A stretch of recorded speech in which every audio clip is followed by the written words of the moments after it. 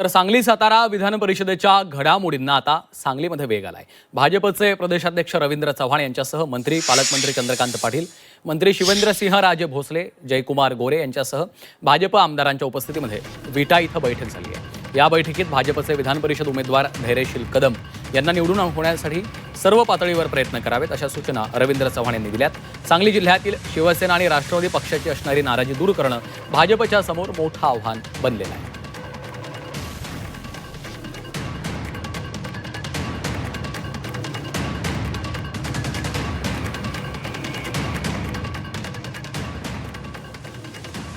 त्याला या सराव जो करायचा आहे तो सरावही आपल्याला त्या निमित्ताने करता येईल। त्यामुळे माझी आपल्या सर्वांना विनंती की आपण या सगळ्या प्रक्रियेचा भाग होणं हे अत्यंत गरजेचं आहे।